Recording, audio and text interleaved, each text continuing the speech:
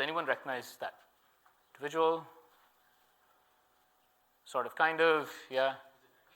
It is Dijkstra. It is Dijkstra of Dijkstra's algorithm fame. And so Dijkstra has this quote that computer science is no more about computers than astronomy is about telescopes. Right? So his point is that we're not here to learn about computers as an object or even programming as a concept, but rather we're trying to use this to understand something more fundamental.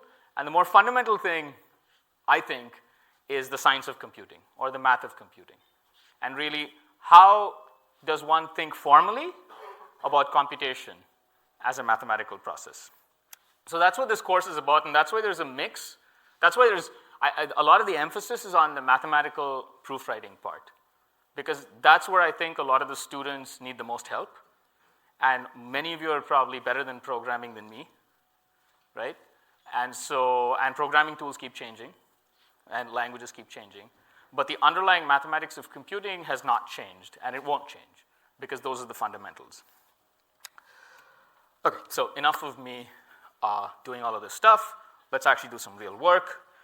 So I'm going to end that. Yes, I'll save my changes there. Okay, so we can unplug that. Thank you very much.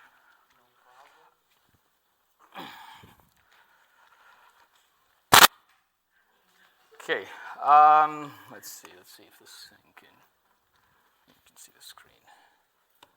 Yeah, all right. Okay, the document camera. That should turn on in a moment.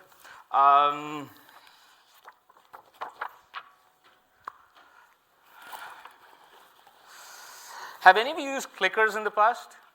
You know what clickers are? So this is low-tech clickers, okay? So everybody is going to take a Post-it of each color, and then I will ask questions in the middle, coded by color, and you just raise which color the answer is. That way, you don't need an electronic device, and it's a lot more colorful, and I can get a visual display of what's going on. So can you just take one Post-it of each color, and then just pass it on behind you.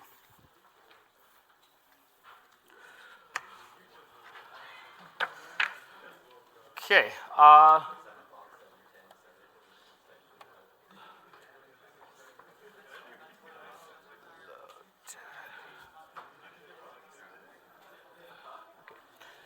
All right, and speaking of low tech, does anyone know what this is? I'll show it here.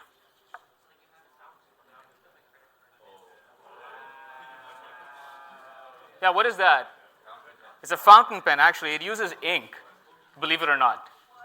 Yeah, I know. And you'd be surprised at how much they cost. But you'd be surprised how long they last. So my colleague, who's Fokin Colitis, who's retired, he was much more into pens than me. And he picked out this pen, and he said, this is from World War II. Right? So that's how long they last. Okay, so what I'm going to do is the way I teach is I write on paper, and then I will just scan this paper and make it available to you. Right? And that way you don't have to copy what I'm writing. And it's easier for you to pay attention to what I am doing. Okay, so first question is, are you all familiar with graphs? Yes? Okay, so it's a data structure. So what are the basic entities in a graph? Nodes and edges, or I sometimes will call them vertices. Vertices or nodes, vertices and edges, right? And are you aware of what shortest path distances are in a graph? If not, I can explain that, but it's basically like, what is the path, what is the longest or the shortest path from one vertex to another? So I'm going to draw a graph for you.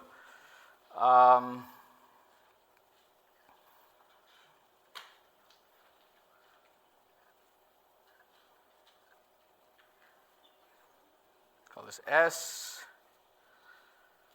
call this guy T, 1, 2, 3, 4, 5, 6, 7, 8, 9.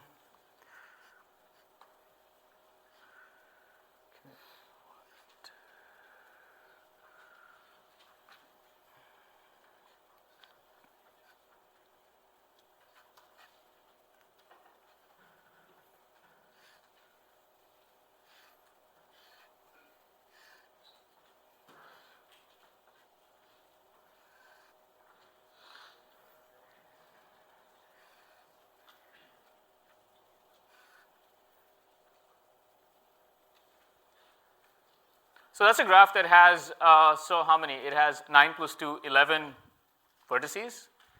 Edges, I don't know. So you look at S and T, right? So you see S and T. What's the shortest path? Don't shout the answer out. But what's the shortest path distance between S and T? So I'll let you ponder. When I ask you a question, you can even talk to a neighbor or whatever. Tell me what the shortest path distance between S and T is. That's the question.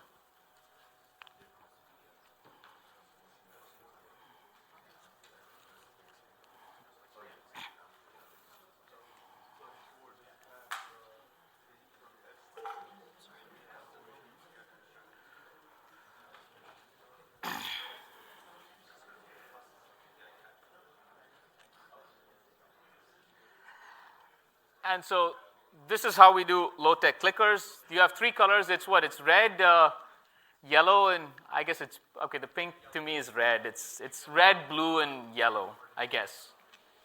Sorry. I sort of picked these from my daughter quickly last night, and they had lots of pink Post-its. So we'll call it red, right? So the distance, the shortest path distance. Is it 1? Is it 2? Or is it 3 or more? Okay, so now when I ask this question, you will basically raise the Post-it of the appropriate color. If you know the answer, what is the answer?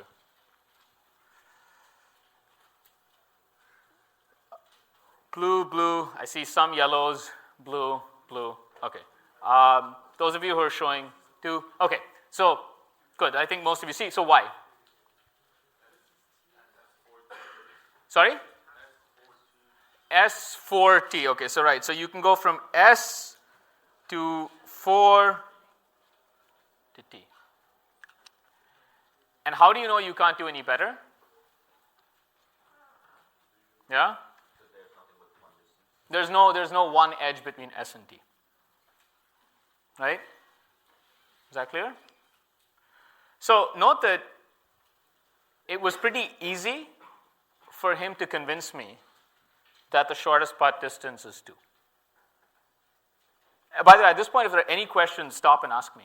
You should stop and ask me at any point, at any time, if you have any doubts. Yeah? Questions? Is this clear? Shortest path distance is 2. So how did you convince me it's 2? First, you said, here's this path S4T. So I say, yeah, okay, fine. But that doesn't, why doesn't that prove that the shortest path distance is 2? Right? So when someone said it's S4T, why doesn't it prove by itself that the shortest path distance is 2? Yes? Okay. Sorry? Well, in this case, ignore the weights. The weights are all 1. Yeah? You need to show that there isn't a shorter path. Right? And so what would the shorter path be? It would only be 1. And that's pretty easy to show. You say, well, there's no edge between S and T. Okay? Is that clear? Okay. So if you follow this, so by the way, so the graphs that I'm drawing here are simple, unweighted graphs. Simple, unweighted graphs. What this means is it's just you have a bunch of vertices and you have edges between them. Your classic example of this for your era is like the Facebook friendship network. Right? Simple, undirected. So these are people, you put an edge if they're friends. Okay, so I'm going to do another one now.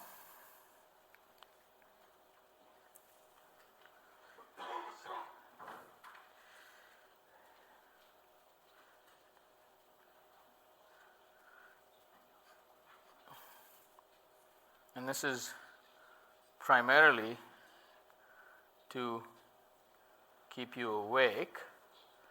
Okay.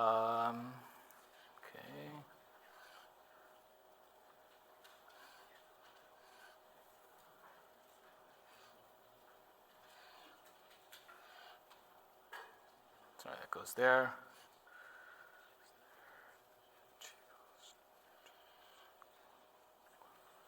3, 4, 5, 6, 7, 8, 9, 10, 11, 12. S, sorry, instead of 8, let me call this T.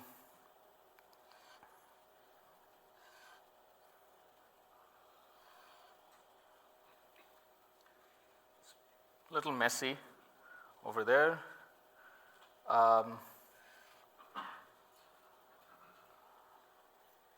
What is the shortest path distance from S to T now?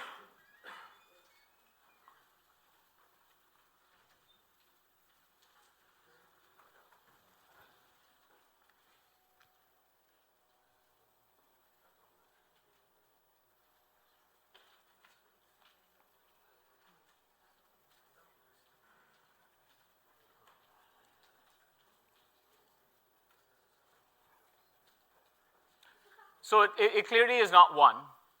That's pretty obvious. What is it now? What is it now? 3, 3, 3. I actually don't know what the answer is. So, okay. So, who says it's 3? A bunch of people say it's 3. Okay. So, someone want to tell me why? Anyone in the back? Anyone in the back? Someone else? Someone else? Yeah, go ahead.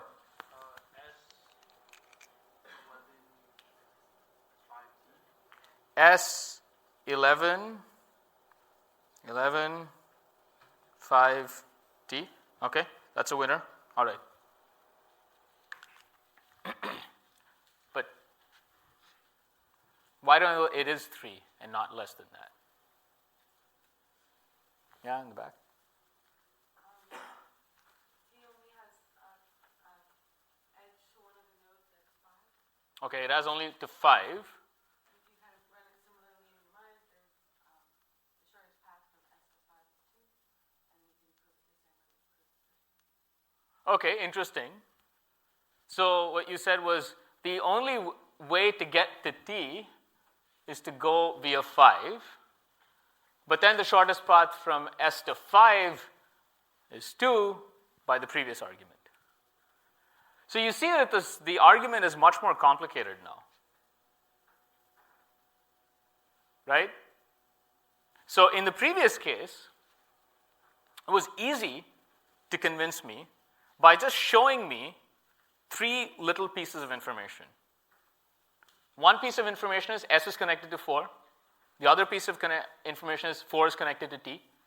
And the third piece of information was S is not connected to T. It's almost like 3 bits, more than 3 bits. It's actually 3 words maybe. Right? So I can look at my graph data structure, go to 3 places and say, yep, I'm convinced. Right? But now, seemingly you have to give me a lot more. First you gave me the path, S11, 5T, so there you have those 3 edges. And then there's this more complicated argument. Okay? So why is this relevant? So it's actually relevant, one from a mathematical perspective, another from a practical perspective. The practical perspective is, how do you debug such a program if you're dealing with 1 million nodes? Or 1 billion? Right? Do you think people find shortest paths of this kind in a 1 billion node graph? No? Heck, I've made money consulting on that problem. No, on that problem.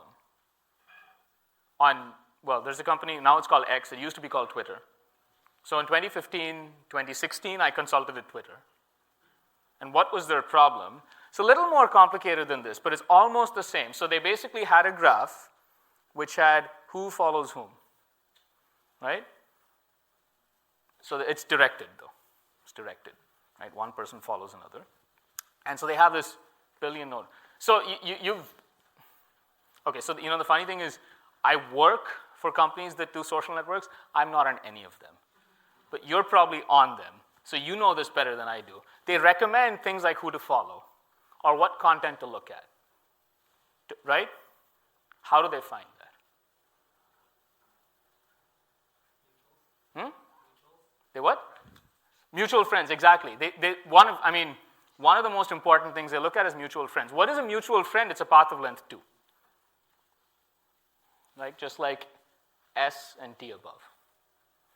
So one of their problems actually ends up being that they have a billion node graph, and they want to find out who's at distance 2, who's at distance 3. Just 2 and 3 is usually enough. And they use that to recommend what you should be looking at. A lot of content recommendation is really based on, there's more. There's not just that. It's a machine learning model that's got a bunch of inputs, but one of the most important signals was that. So I actually worked on just making that fast. There are more bells and whistles. It was a weighted graph, it had a bunch of things, but it was all basically just a graph and finding shortest path distances on that graph. Okay? So one of the issues that comes up when you're dealing with algorithms of this kind is it's easy to crank out some code that's going to give you some answer. But how do you know your algorithm is correct? Right? How do you know, especially in this case, even in this example, that's just 14 nodes. And we're spending 10 minutes discussing how to make that argument. And you see that there's no one simple direct way of saying it. So you have to give a complicated argument. So one way I would do this is actually, one argument that was given was that 5 only has one neighbor, T only has one neighbor 5, but then what if T had 2 neighbors? If I'm not mistaken, the shortest path distance is still 3. But that argument failed now. So now what is the argument you're going to give me? Yeah? Can you say that neither, for the path to be shorter than 3, there needs to be a path from either of T's neighbors Okay. to the source. Okay. And since there is no path from 1 or 5 to S, you can't have a path of 2 because... Okay. Yeah, that would... What a lot of you are effectively saying, if I may sort of generalize, is you're effectively saying the best way of doing this is to really just give the shortest path distances to everything and just check they're all correct. Now, you're not doing everything. You're essentially saying you need to figure out the shortest path distance from S to 1 and S to 5. Right? And then you could imagine that, okay, but then maybe that's going to then propagate into more and propagate into more. Right? So it seems that the way, so this is actually a deeper concept in theoretical computer science. I'm not going to get into too much in this quarter, but it's a notion of a certificate of correctness, which is sort of related to a proof of correctness. So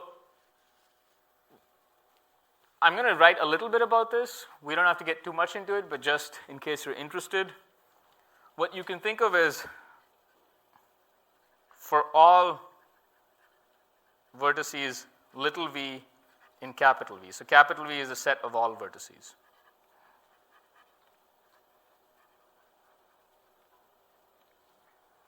Can you read can you read my handwriting? Good, you can read cursive. You know that cursive was actually removed from schools about a few years ago, or maybe it was before that. It was a long time ago. They actually just brought it back 2 years ago. The reason I know this is because I have, my daughter is in elementary school, and one of them didn't learn cursive, and the next one is going to learn cursive, right? I said it's a good thing because now finally you can read what I'm writing. Okay, so for all vertices V, let's say dV is equal to the shortest path distance from S to V. Right? And so what you have over here is, of course, d of t is equal to 3. And so if you think about what shortest path distances satisfy, first, the distance from S to itself is 0. And then, for all edges u comma v, the distance of u is at most the distance of V plus 1. Right? So if you give me a collection of distances, I can kind of check if they're correct or not by usually using this check. So I'm saying that if it's never going to take more than the distance to U plus 1 to get to V. Okay? And this is often how you will check whether shortest path distances are correct. It's actually pretty hard to check if just one distance is correct. You have to get lots of distances, which is kind of what most of you are saying. Okay? So the reason I bring this up is because I want to talk about maybe the simplest algorithm to compute shortest path graphs, shortest path distances on an undirected graph. What would that algorithm be?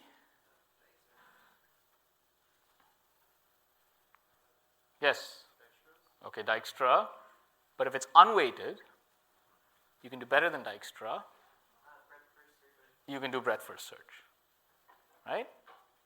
And so how many of you have heard of breadth first search? Okay, most of you have heard of it. We'll go over it again. Okay? And what I want to talk about, how many of you have seen a proof that breadth first search is correct?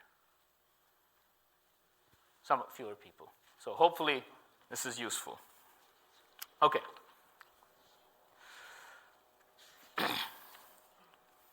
So what I sort of ironically do when I teach this course is I actually start from teaching something more complicated in the beginning, and then it becomes easier during the quarter. And the reason I do this is because I want to motivate why people study the mathematics of algorithms. And they study it essentially for reasons like this. This is how it started. Like, fine, you find some way of computing this. How do you know it's correct? How do you know your algorithm is correct? And if there's a bug and the output is wrong, how do you discover that mistake? Right? And a lot of these things are connected to each other. And this is increasingly becoming, I mean, it was sort of known, it's going back and becoming a research topic yet again, because now people are again computing shortest path distances in like huge graphs. So think about it as the way that people were, so the first instance, one of the oldest pictures that I've seen where someone actually, so does anyone, okay, quick history lesson. What was the first time that someone actually constructed a graph? Do you know? Yeah? The town of the bridges and stuff. Yeah, you know your history. This is the bridges of Königsberg by Euler. So it's about, I think, late 1800s, where there was some problem about going through the bridges of a town, and he actually, Euler, the mathematician, he described it as a graph problem. He draw this graph, and he said something about it. That's when graph theory started. The first sort of more bigger scale, actual real-world problem where I saw a graph being constructed is just after World War II. During the Cold War, the US military was studying if you had to bomb the railroads of the Soviet Union, what is the minimum number you need to bomb to disconnect the Soviet network? Right? So this was, I guess, declassified at some point. It was in a textbook, 1955. But there was actually someone went down and drew this picture like this with all the Soviet cities and put like a railroad between them and said this is the distance and this is how much it takes to do it. Right? So that was shortest path. But how big were those graphs? Maybe about 100 nodes. 100, 200. Now we're dealing with billions. So those problems have sort of come back. And then these questions of how to prove correctness and how to ensure that your output is correct becomes important. So with that minor history lesson, let's talk about the problem of graph traversals. So what is a graph traversal? So the notation that I use, I say G is equal to V comma E. V is equal to N, which is the set of vertices. For convenience, I'm going to label this as 1, 2, 3, N. So this notation over here, I'm using a sort of discrete map notation for just the set of vertices. I'm just thinking of them being labeled from 1 to N. And so little n is the number of vertices. I use little m for the number of edges. E is the set of edges. And so for now, the graph is unweighted. Now we can think of directed or undirected. Directed or undirected. For the sake of this lecture and maybe the next one, let's just think about undirected graphs. So this is your Facebook social network. Directed graph is the Twitter. I still call it Twitter, so hopefully you understand what I'm saying. The Twitter social network, where there's a notion of one person following another. There are no weights involved. Okay? Okay. So what is a graph traversal? So a graph traversal is an algorithm that visits all vertices and edges of the graph. And the most classic graph traversal algorithms out there are BFS and DFS. So this is breadth first search, and this is depth first search. So I'm hoping that many of you have already seen these algorithms before. So it'll be a refresher on that. But what we'll try to do in this course is hopefully talk about things in more depth on that and less breadth. But the graph G is stored as an adjacency list. Is this clear what this means? Stored as an adjacency list, right? And I'll just draw a quick picture. I'm not going to get too much into the specifics of how you implement an adjacency list, but in your first coding homework, I'm going to give you a BFS assignment. Okay, so what I'm going to do is does anyone know the game called 6 Degrees of Kevin Bacon? Yeah? It's like you have two actors and you have to go from one to the other by going through movies, right? So I've basically scraped data from IMDb for credits. So I'm going to dump that onto you. It's a huge file. It's maybe about 300,000 credits or something like that.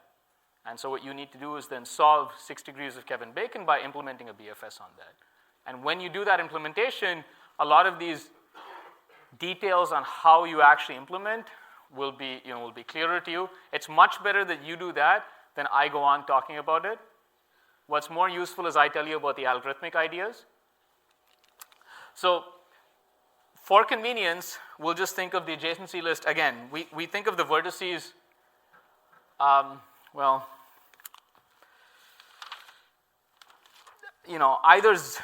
okay, so unfortunately when I write, I often get off by 1 errors. So is it 1 to n or 0 to n minus 1? I don't know, whatever. You pick your poison. But the way to think of the adjacency list is it's like an array.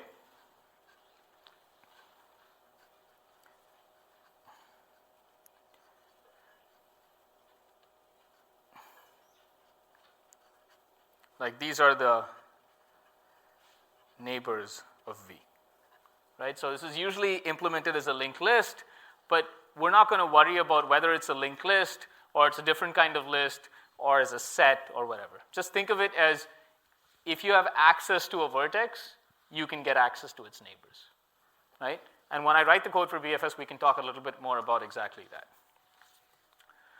Okay, so it's 8:50, and I don't know how many of you had coffee in the morning, but clearly many of you are yawning. So let's take a maybe 3 or 4 minute break, and when we come back, then we'll continue with BFS.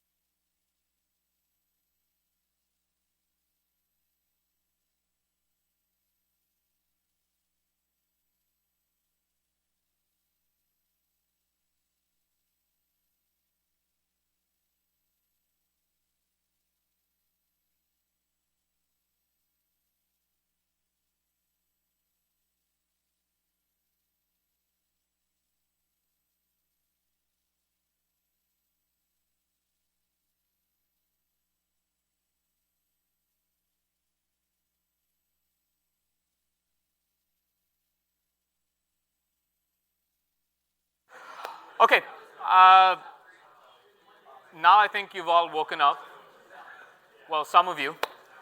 So let's get back to breadth first search.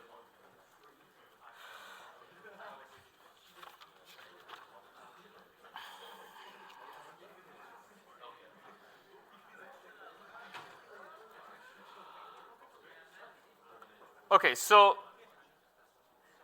the way that BFS works is there is going to be a source vertex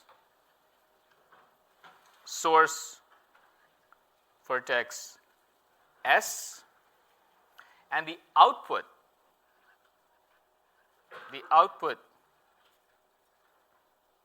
of BFS is what is called a shortest path tree. So if some of this is a little confusing initially, just bear with me. Once I write down sort of a pseudocode for BFS, we'll go back to it and look at it, and it should make sense. But just so that you have some sense of what is the output of BFS. So this is something that is maybe people don't think about as much. They think of BFS as just this thing that goes and visits everything. But in the end, it outputs something, right? And that output is really what gives you what is useful. And it's not really the shortest path distance that is the useful output. It actually gives you something called a shortest path tree. Okay? So I'm going to represent this tree conveniently using two arrays or bitmaps, whichever one you prefer. So the first one, I'm just going to call predecessors. So for every vertex, the predecessor, what is this going to be? This is the parent of V in this shortest path tree. So just think of it as once BFS finishes, there's going to be this one array. It's called predecessor. And what it has is that for any vertex V, it's just going to have just the label or the ID of another vertex, which is going to be its parent. And then the next is something called visited. And so visited is basically just a Boolean array. It's going to be either false or true. And it's going to be false if BFS S did not visit V, and else. It's going to be true if it did visit V.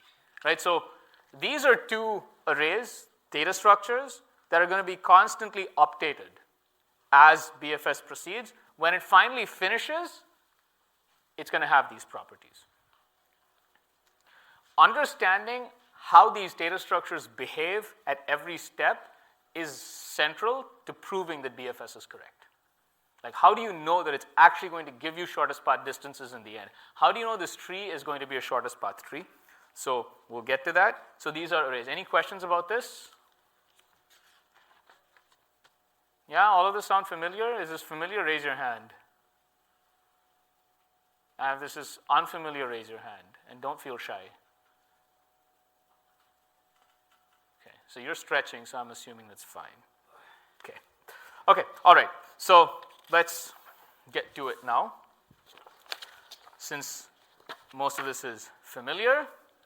So my pseudocode is some weird mishmash of Python, C, C++, and English, right? So it changes. Every lecture it'll be different. But hopefully it'll make sense, right? So the important thing is it makes sense and not whether, I'm using consistent indexing throughout. But when you write code, you have to obviously use consistent indexing. So BFS has a source vertex. So the first step is you initialize okay. So since all of you apparently have seen BFS, I'm going to not tell you what this is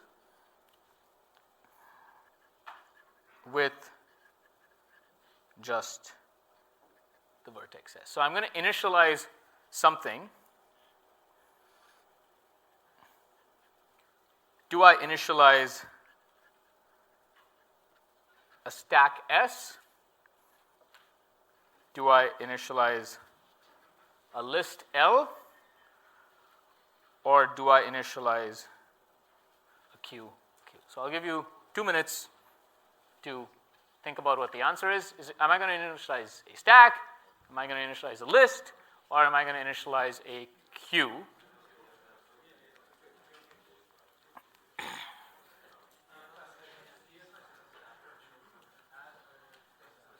Okay, so what is the answer?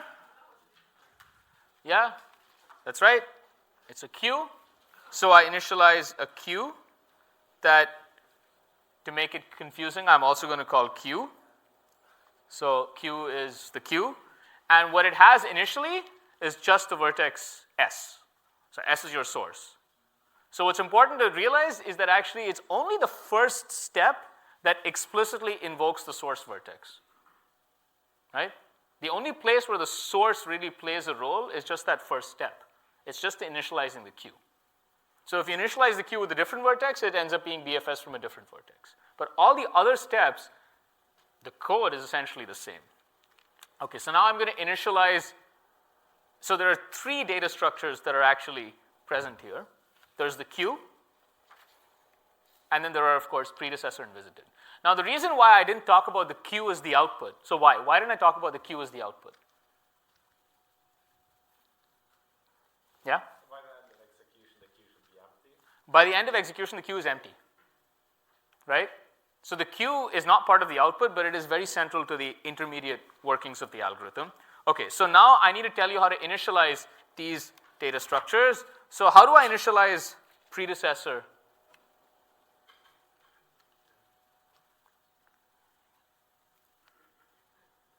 Yeah? Just like initialize a bunch array with a bunch of negative ones. Like null, right? Just, yeah. I'm going to call it null, but you could do -1, you could do whatever. You can do something that indicates null. Okay, so predecessor is all null, right? This is where my syntax now has some kind of C inserted into it. Like, okay, and then what about visited? What about visited?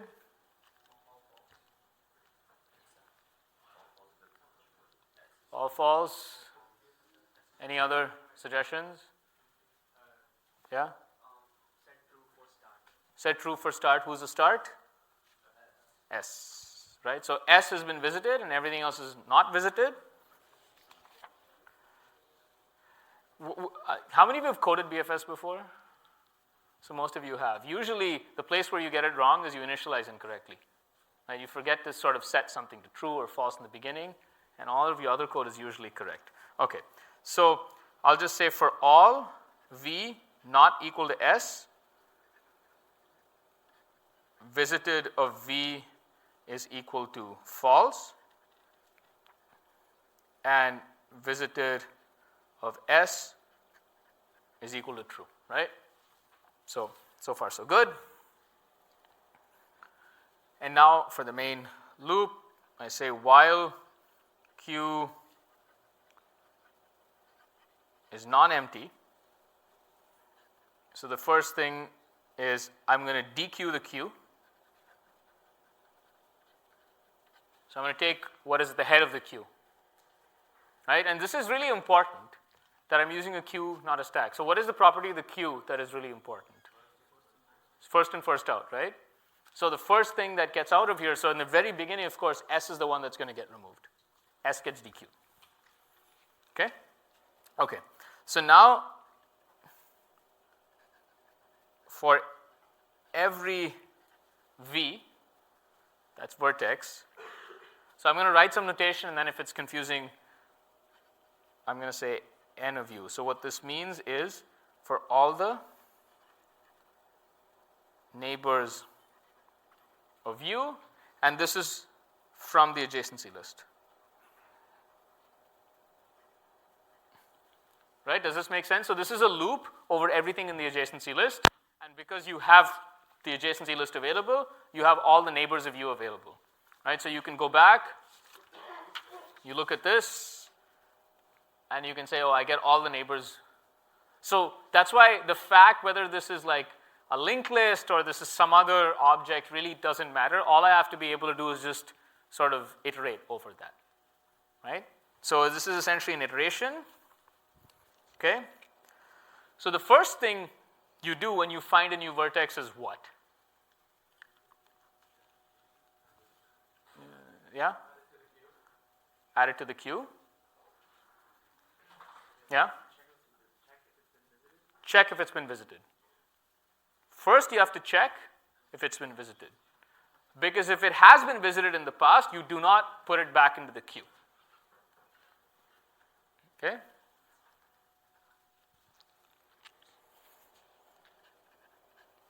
So we'll say 3-2A step. If visited V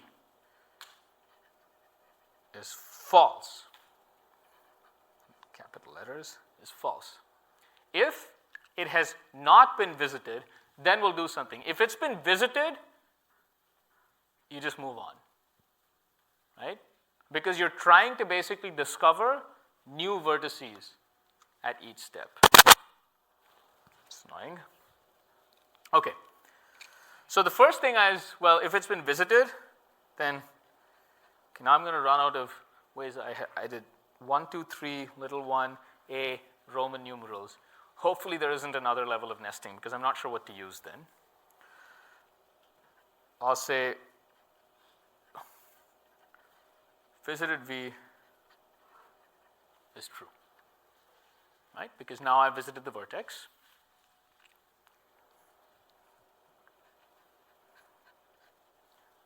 Now this is the crucial step. So I'm going to put out 3 options. You tell me which one it is. So the red version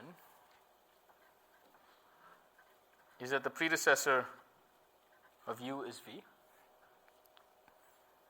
The blue option is the predecessor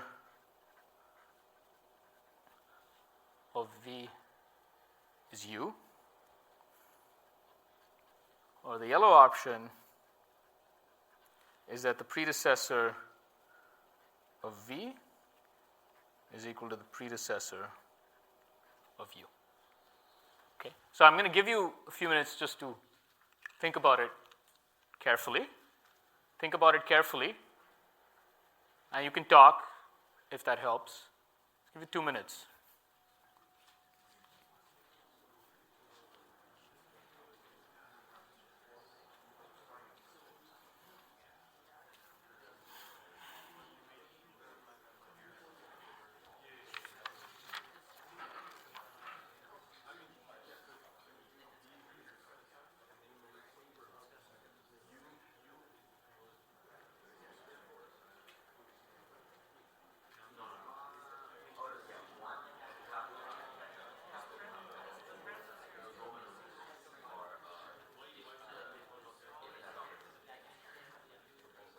Okay, so what is the answer? What is the answer? There are some blues. Blue is correct. The predecessor of V is U. There aren't as many blues as I expected, but I'm guessing that's because you haven't seen this in a while. So why is the predecessor of V U and the predecessor of, why is B correct and R not correct? Yeah? Yes? Because you could think of you like the root, and then you're going from the root out to the branches. And so when you go to another branch, that branch is going to be, that branch B is going to have you as their predecessor because it came from. Exactly, right? It's the predecessor. Where did it come from? So how did you actually reach V? You reached it from U, right? And not the other way around. And predecessor of V is not the because in some sense U and V are not, they're not siblings, they're not together. U is the parent, and sort of like V is the child that has been discovered, right? So this, it's almost magical. Just this one statement and the queue is the reason why BFS finds shortest paths. Right? If you switch that queue with a stack, you end up with depth first search. Okay? So just the change of that data structure, and depth first search does not give shortest path information. It gives something completely different. Okay, it's quite subtle. So what happens here is, so the predecessor of V is equal to U. And then the third step is you NQ. Well, okay, so my notation is bad, but I'll just write it this way, and hopefully you know what I mean, right? Just you NQ V into Q. Maybe I should have said Q dot NQ and Q dot DQ, whatever. But so essentially, in step 3, 1, you're popping. Well, I shouldn't say pop because pop is for a stack, but you're DQing. You're removing the head of the queue, and in step 3, 2, A, 3, you're actually going to stick V into the queue. So whoever has been discovered is in the queue. This is the code for BFS. Okay? It's pretty simple code. But you'd be surprised that if you remember this and you end up, I guess many of you will end up working at some social network or big data company where eventually someone's going to have a graph, and you pull this code out and you write it, people think you're a genius. I'm telling the truth here. I mean, people will think, oh my God, you can just code a BFS. Because someone was doing something somewhere and I just wrote a BFS and ran it, and it's like, oh my God, how did you get all this? I just did a BFS, right? So a few things to notice here is there's only one step or one line of code where you're actually iterating over the graph itself, and that happens to be here. Right? That's where you're actually iterating over the graph. The queue appears in these 2 steps here. And then, of course, your data structure is initialized essentially in 1 and 2 and is being updated over here. Now, what is actually really tricky is, I mean, of course, it's not a hard piece of code to write, but it's actually quite easy just because you're not paying attention to make a little bit of a typo when you're doing it, and it becomes very hard to debug. I don't know if any of you have gone through that. If you make a subtle mistake in any one of these steps, the thing goes haywire and it's not clear what's going on. So 2 things to talk about. I want to talk a little bit more about the output and also about the running time. Okay?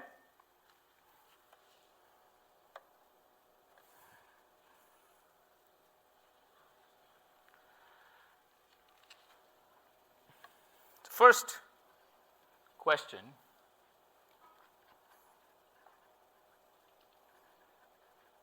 in how many locations is an edge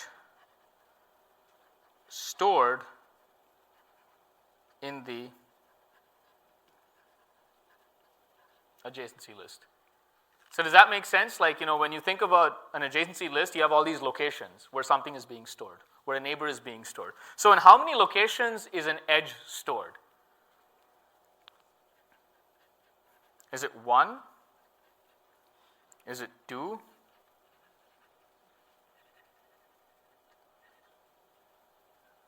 Or is it more than 2? Okay.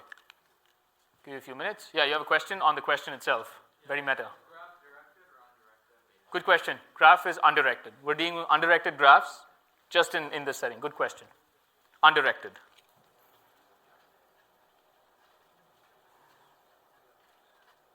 Undirected.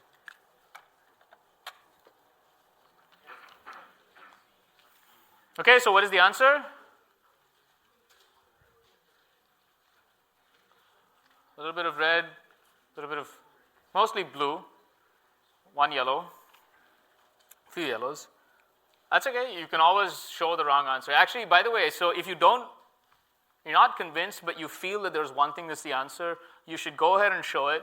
Because the way that I get feedback as to whether people are understanding is by the visual cues of the color, right? So it helps if I see lots of wrong answers because then I know, okay, I need to explain this again. So the answer is 2. It's stored in 2 locations because that was an appropriate question is it's an undirected graph. Why is it stored in 2 locations? Yeah? Or U to V and V to U, right? Yes. So if you have an edge UV, think of an edge UV. If you go back to this picture, U is going to appear in V's list and V is going to appear in U's list, vice versa. So there are exactly 2 locations where an edge is stored. Does that make sense? Okay. Okay, now for the more difficult question.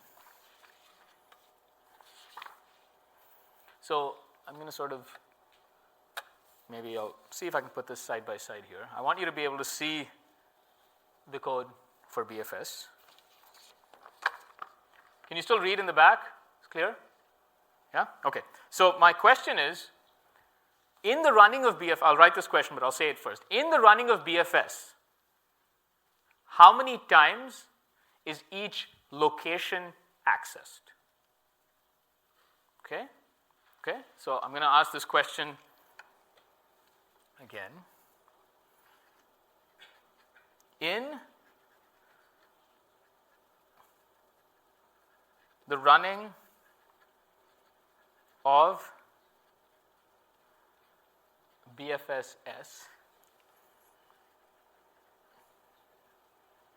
how many times is each location, which is the same thing as the neighbor in an adjacency list, right? But by neighbor in an adjacency list, I mean like one of these. This is what I mean by a location. How many times is each location or neighbor in the adjacency list accessed? Okay? So give me the best answer. You'll see that these answers overlap, but give me the best answer. There's a reason why I write it this way. So first option is at most once. Second option is at most twice. And a third option is potentially more times.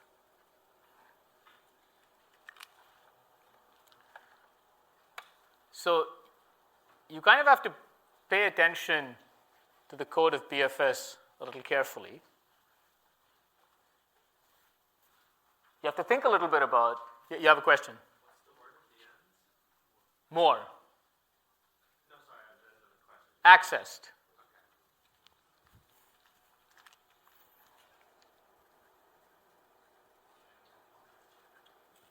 Because some people can't read cursive. You missed out, man.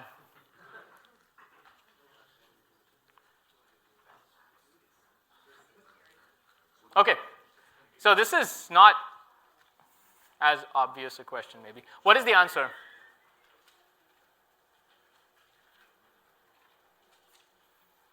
Okay, interesting. Someone want to tell me why they answered what they answered? I want to, yeah, go ahead. I counted how many times I saw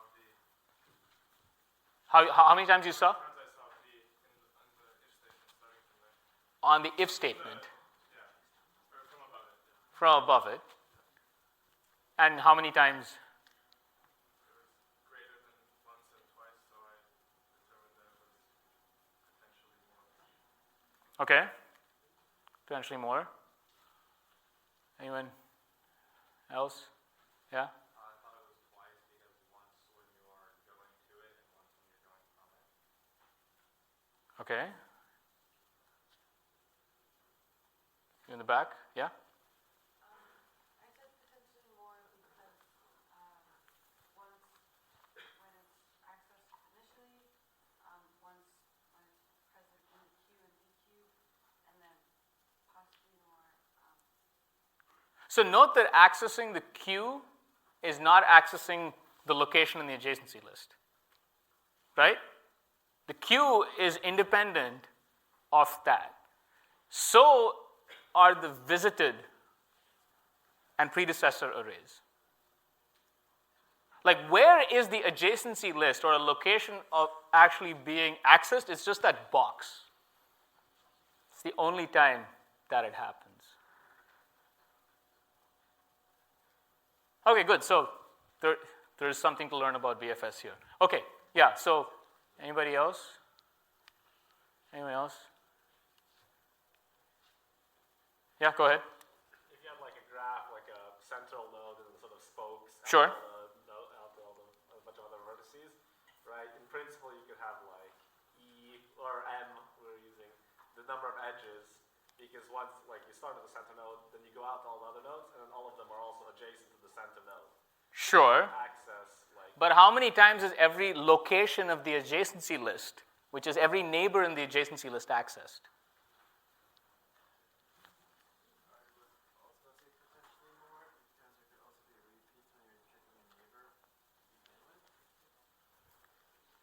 Okay, so in this whole code, so let's just say there's a vertex, V. Initially, what is it? It's false, right?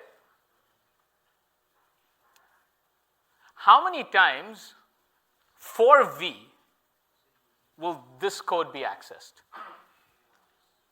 Exactly once. Because the first time it becomes true, it's never going to access that again. Do you now change your answer to this question? Yeah. I said it's only revisited once because even if it's in the queue, you don't like look at its neighbors if it's been visited once. Exactly. So that is the answer. It's at most once. It's at most once. So let's look at this.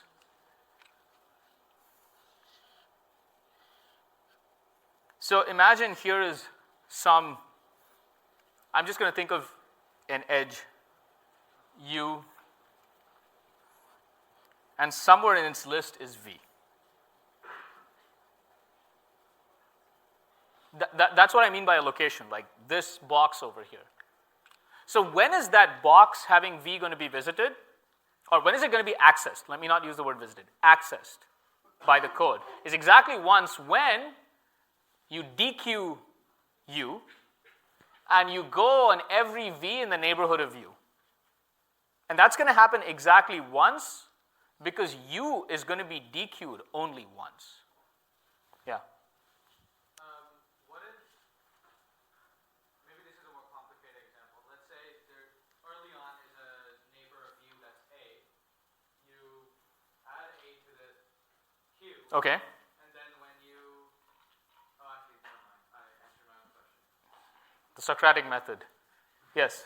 When you say access, do you mean like visited as well? So I don't use the term visited because visited is a data structure here. By accessed, I'm thinking of your code. Your code is going and like looking up places in the graph. So, but it's kind of like calling, but I can't think of any other word. Oh, go on. Because the way I understood it is because the V is visited only once, so once you go through the neighbors, you only visit each neighbor once. Correct. You only visit each neighbor once. The reason you visit it only once is because each vertex is in the queue only once. That is important, right? Does that make sense? Because if U was in the queue multiple times, then you would go back and you would go through that list. Because the only place you access is in that step over there in the box. So this is really important. Yes? So is the gist we never recheck the neighbors because we only do that when we're first visiting the node and we only visit the node once? Exactly. You never recheck the neighbors. You will look at VU as well, but I'm treating that as a different location, right? So just to be clear, there's VU. And this is going to be accessed at most once. So someone had their hand up. Yeah, I was asking if the distinction between location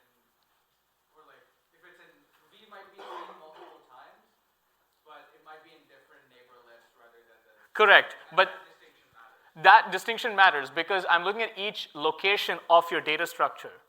Okay, so why am I asking this question? What is the question behind the question? Does anyone know why I'm asking this question? It's a bit of a meta question, but yeah, you have a hand up. If you were to see a vertex later on, if it was a redundant neighbor, it's going to necessarily be a longer path from the source to that. Okay, so you're jumping ahead and trying to understand why shortest paths. I'm not even going there yet. I'm just trying to understand this question because, yeah? Is it because it's the most expensive computation in the algorithm? You're getting closer. I'm just trying to understand what is the runtime of this algorithm, right? Because analyzing the running time of this algorithm is not like analyzing your simple like loop, right? Because you say, oh, this loop goes n times and this loop goes n times, so it's n times n and n squared. Here it's not clear because the length of the loop can be different, right? So, yes?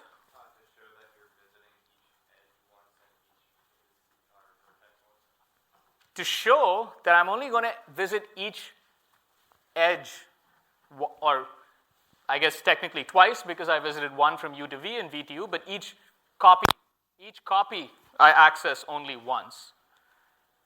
And that is important to understand the running time. Because if you're not careful, you'll think that the running time of this is m times n. You'll say, oh, the queue runs n times, this step over here could run a maximum of m times, so it's n times m. Okay? So,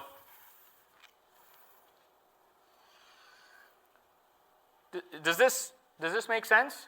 Why did I say at most and not once? Why did I say at most and not once, yeah? You might not visit. Why? If you found the shortest path or found the final before you get to the bottom. It's more subtle than that. Yeah, you might not visit. Why would you not? But it actually doesn't have to do with shortest paths because let's just say you DQ U. You're going to go through all the neighbors. You're looping through all of them. You might see that it's already been visited, and then you won't go in this part, but you'll still touch that. Right? You're still loop iterating over it. The back, yeah? Because it may be isolated. Might be isolated. It could be the case that there is no path from S to that vertex. So for example, if your graph looked like this, so here's some part, and then there's some other part over here, there's no edge between here. You start over here, you're just going to visit all of these things. You'll never actually look up a vertex U over here. Right? And we'll get to this problem. This is called the connected components problem. Okay? So we have 7 minutes. 7 minutes left. And it's always a bad idea to say something important in the last 7 minutes, but that's what I'm going to do now. So you are forewarned. Given this discussion that we just had, what is the running time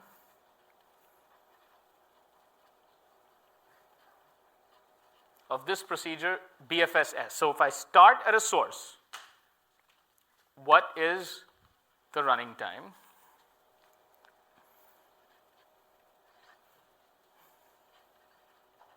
Is it O of m times n? Is it O of m? Is it O of m plus n? Okay, let you ponder on that for a moment.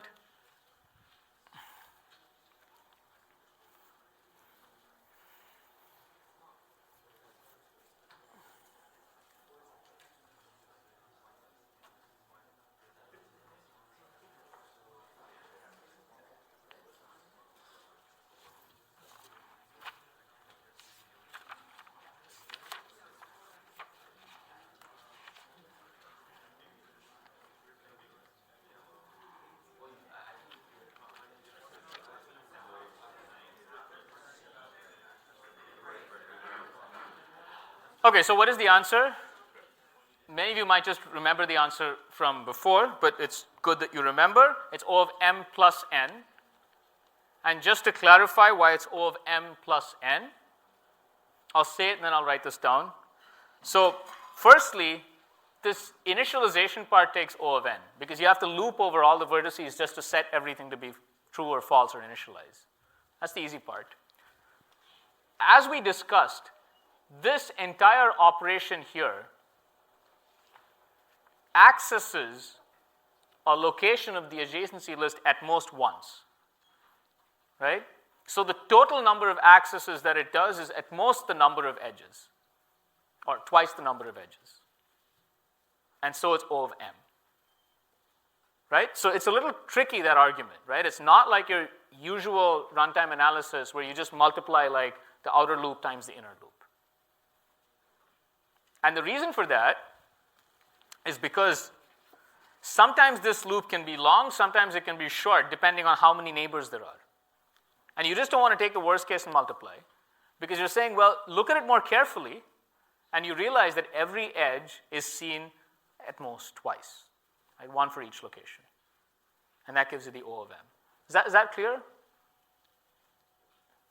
No, it's late in the day, and no, it's early in the day and you haven't had coffee or whatever. But, yeah, question?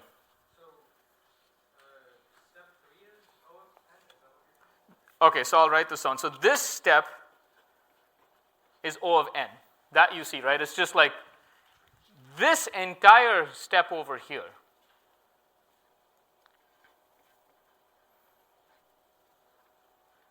is O of m.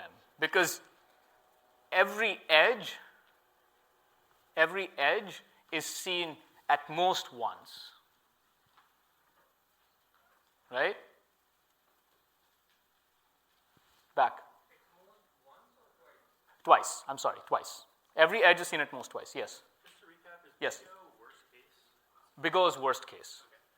Worst case. Well, technically, Big O is an upper bound. It's saying the worst case, no matter what, in every possible graph, in every possible start vertex, you're only, and again, like to me, ignore the big O for a moment. The important part is that every edge is accessed at most twice. And every location is accessed at most once. By location, I mean location in the adjacency list, right? It's like kind of saying, if you want to understand your runtime, how do you actually think about runtime? You say, how many times are you going to look up some data? How many data accesses are you making? And it's O of m. So in some sense, it's the most efficient thing possible. It actually looks at, it's not just O of m, it's looking at every location just once. It's like just walking through that entire thing once. Okay? So why is that? So I'll just say this again.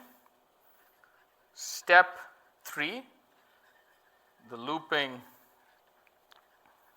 over neighbors accesses each edge at most twice, and this is once in each direction. And what I mean by that is this, right? Once in each direction. Once UV, once VU. So each edge is accessed at most twice. So the total running time is O of m for step 3.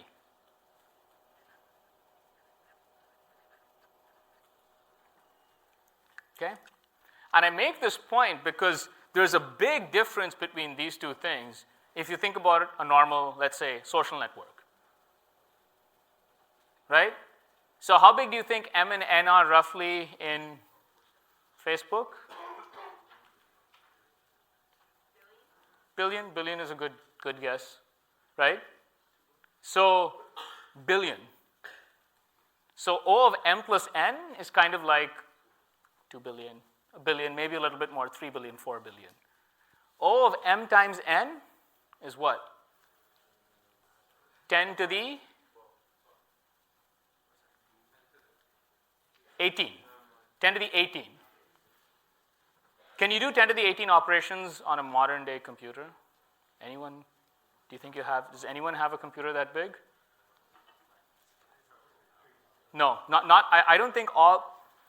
I doubt that there's enough compute power in the world to do 10 to the 18 operations today. Okay, maybe about a trillion, 1,000, maybe 10 to the 12 they'll get to. Not 10 to the 18. Can you do a billion operations? Can you do it on a laptop? You can do it on mine. You can. You can get up to a billion operations on a laptop in reasonable time. Right? Like you can actually process the entire Facebook social network. Like you could do BFS on it, probably on my laptop. Like if you get a good laptop, you can do it. But can you do m times n? No way. So the reason this is important is if you code up BFS and you say, oh, the runtime of BFS is O of m times n, then people are like, but there's no way you can run this. But if you say, no, it's O of m plus n, then you convince people it's feasible. Okay? All right, so today was an introduction to BFS and the runtime. Next lecture, we'll talk about the proof of correctness and shortest paths. Okay? So 9:37, we're done.